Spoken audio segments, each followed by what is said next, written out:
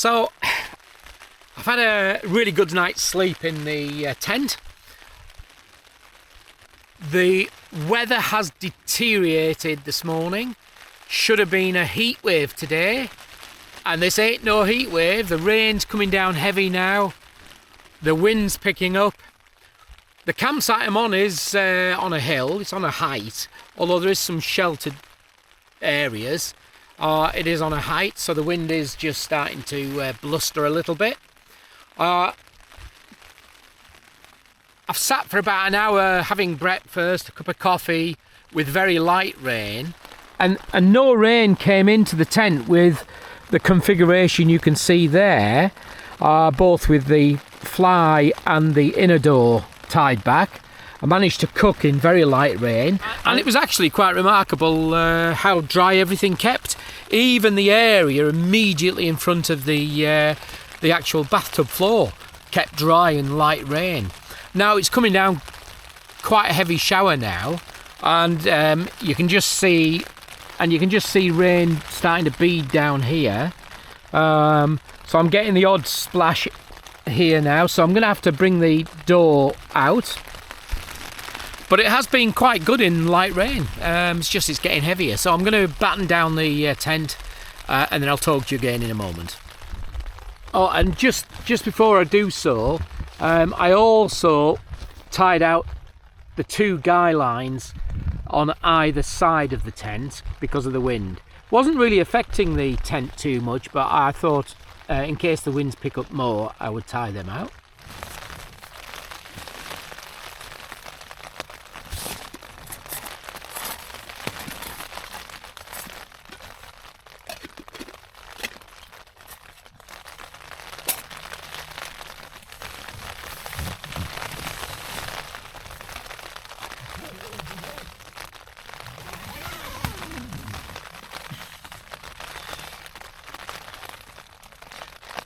That's nicely weatherproofed now.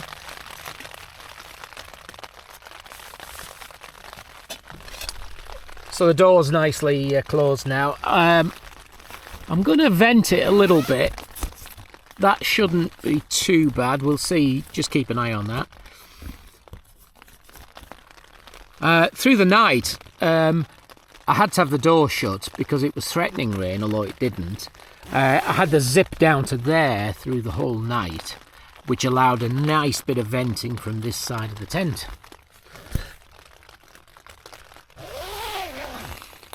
So I also left the this vent unzipped and open to allow air. Now I'm going to leave that for now to see if there's any rain comes in from the open sides. So just before I show you how I set the inner up and explain what worked, maybe what didn't, I just want to tell you about the price of this tent. Now, the recommended retail price of the tent from sea to summit is £440, which is a lot of money, but then ultralight tents tend to be. You pay a lot more money than that. However, they did have it on their site at $330 on offer, but it is also available from retailers at around about the $299, $300 mark. So round about the £300 mark should get you this tent. That's August 2025. I actually bought this tent second hand at £150. Now, I had good communication with the seller, and funnily enough, we had been at a mutual event, the Lakeland 50-100, the week before. I actually saw his tent because he was the only, not this tent, but a different tent. It was the only tent, it was OEX Bobcat. It was the only one on the field. So funnily enough, I did see his tent, but we had good communication. He'd only used this for one trip, one hiking trip, and just decided to sell it because he's gone down the route of something else completely. So I'm pleased. £150 a bargain for this, and in as new condition really. But £300 I still think, in all honesty, even after just one night's sleep, it's like so far so good. I think £300 is a reasonable price for this tent. A lot of thought gone into this tent. The little features, the light bar. Now I've taken it down now because when you're sitting inside the tent, if the weather's not so good, it just starts to catch on your head. So I took it down, but it did work. I put a pencil type light in there, and it did give a nice diffused light, not enough to read, but a nice diffused light just for sort of almost background light. So that worked a treat, but it did catch a little bit on my head when I was sitting up to start to do coffee and breakfast. I've mentioned the vent. That vent, truly this tent, last night, it was warm last night, and this tent felt comfortable throughout the night. There was no condensation. That vent is a very clever idea because it's at the peak of the tent, and that's going to allow any breath and air coming from you, because it's more or less above your head, to go directly through and out. I think that's why they've designed it the way they have. I've shown you the door I cracked open and left partially open to allow more air in, but there is air gets in and circulates because of the fly having a certain height off the ground. Room wise, it actually felt really roomy. I mean, even now, sitting with you now, I'm just sat actually on the floor, not on the sleep pad. I've sort of shifted the sleep pad to the opposite side to the door, and I'll show you in a moment. But I feel quite comfortable here, and there's room to stretch out. There's room to get dressed. There's bags of height, and also the porch area is a decent size. Now, I'm travelling on a motorbike. If I was backpacking, I wouldn't have as much gear. I'd travel lighter. So I'm carrying more gear because I'm on the motorbike. My motorcycle jacket and trousers are in a dry bag on the bike. My crash helmet is on the bike. But I could have fitted them in here if I had to. But I bought this for doing some backpacking. However, I've had such a pleasant night that I'm contemplating I'll use this more for the motorcycle travelling. Very quick to put up. It is quick to take down. I've already put it up in the garden, taken it down. Very quick up, quick down. That rain seems to have eased. Might get the door open again in a minute. What would have been useful, and I hadn't had time to do it, is to attach the guy lines to the tie points. I'll just show you them again. Here, here, here, down there, down there. So we could attach a guy line all the way through and above my head. We'll go back up here, up here, up here. Can we see it? Can we see it? Ah, yes. Now that guy line would have been so helpful because obviously I've had a shower this morning at the campsite, and my ultralight towel will dry out pretty quickly in the fresh air, but of course it's raining, and it would have been ideal just to actually hook it over the guy line as a dry point. So I've mentioned that I've attached the two longer guy lines that you saw earlier in the video on either side because the wind was starting to pick up, although it just seems to have calmed a bit now, but it was getting very blustery about in the last 30-40 minutes, and it was slightly blustery first thing this morning, maybe around about 6 o'clock, because there was a little bit of movement of the tent, but only a little bit.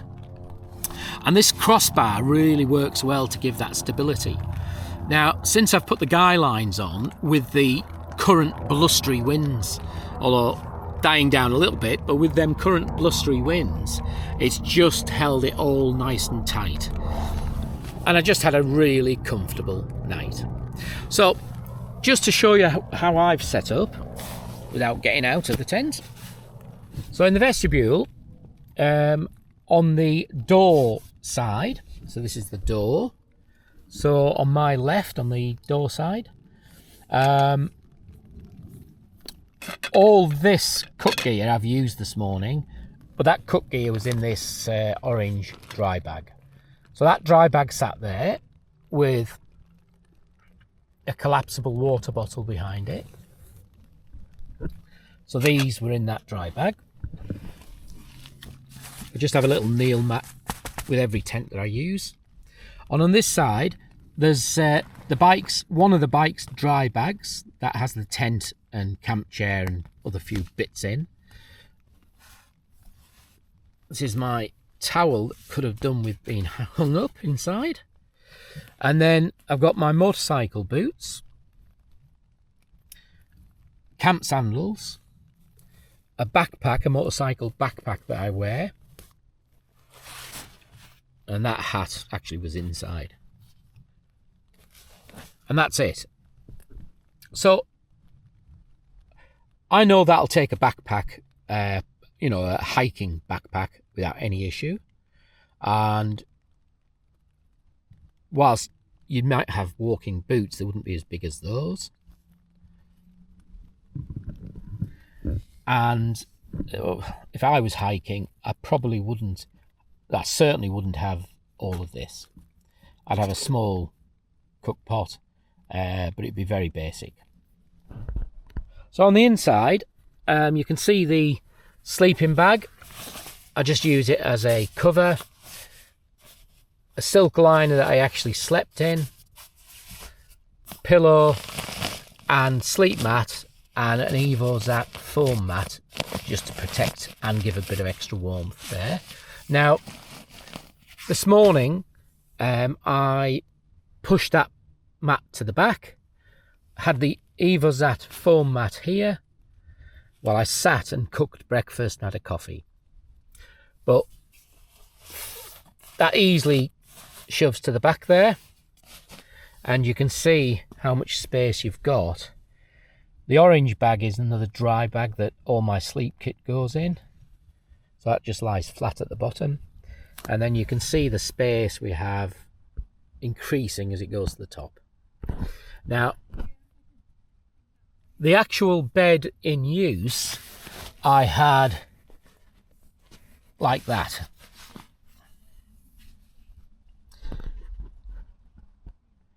So that's pretty central. Head cleared everything. There's room down that side. Obviously how you configure something like this is down to your preferences, but that's exactly how I configured mine for sleep. But then daytime, just get it pushed out the way to the back. Now at the head end, this has worked brilliant actually for storage, because the pillow, the mat don't go anywhere near that. But I guess if you wanted to, you could have your head up there and store down the bottom. But I found it better this way. So in the pocket here is my little diddy bag with everything I need for camp administration, as it were. I have spare pegs. I have a little cloth. I have some wet wipes, head torch, a little washing line, a little bottle of washing liquid, some black bin bags, and that's it. And in that pouch I kept my glasses. And at the back here, nice and simple really, that's some medical stuff that I need, a book that I didn't read, clothes bag, another orange dry bag that the clothes and other bits and pieces go in, electronics bag there. Behind that I've got my camera batteries and spare batteries and things, charging. Toilet bag. And I've just put the light bar there while I'm not needing it. So what worked really better than I expected were these bags, storage bags for the tent and the inner, using them to store your bits and pieces. Now, I've seen a video where somebody has said that these are a waste of time. For my type of camping, these are not a waste of time. These have worked brilliantly. So if we take the larger bag, I've got all the storage bags in there for the tent, for the sleeping bag, for the roll-up mat, the inflation bag, everything is stuffed in there. The actual bag for the outdoor seat. So everything's gone in there nicely. I know where everything is, and I can get it at an instant when I pack up camp. I also put the pegs and guy line into there, the peg bag, because you don't need all the pegs deployed. And through the night, that had the extra 2 pegs, the extra 2 guy lines in. And that was good, because this morning when I needed to, I just had to pull it out of there and deploy those guy lines very quickly.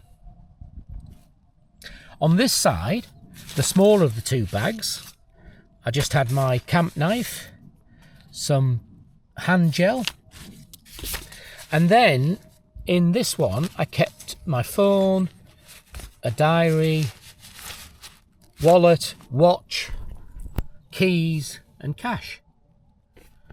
And again, that is so handy to remove, to utilise or take with you. If you go into the shower, just take that and all your valuables are there. So there you are. That's the head end. Is really good storage. That's brilliant. And I can definitely see the use for the storage net that I've got, but I haven't got with me. I would imagine if you were camping somewhere for a few days, your sleeping bag could stuff in there. The silk liner could go in there. Pillow could go in there. It would allow them to air, and that would just leave you with your sleep mat. But even that is up and down very easily. So all that could be put in there to give you floor space. So the weather seems to be improving. It's actually warmed up a little bit. The wind's dropped and the clouds are starting to move over. So we might yet get some really nice sun. It's brightening up in that direction quite a lot. So, well, really pleased about that. We deserve it. We deserve nice weather. So, just as a finish off for the tent, I'm just going to walk you around and show you it as it is at this moment. So remember that's how I had it for the light rain, and the light rain was kept out of the tent. It did a good job.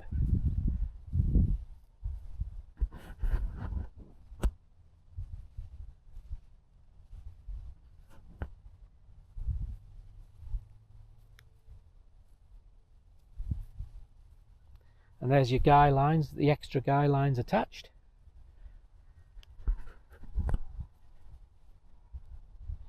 With the boomerang, nice quick detachment. It's got it nice and firm, that.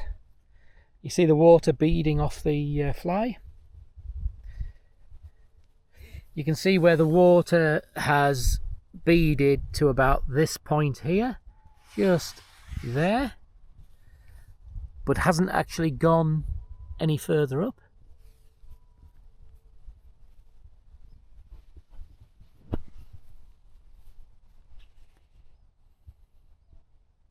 So guys, that is your Summit Alto TR1.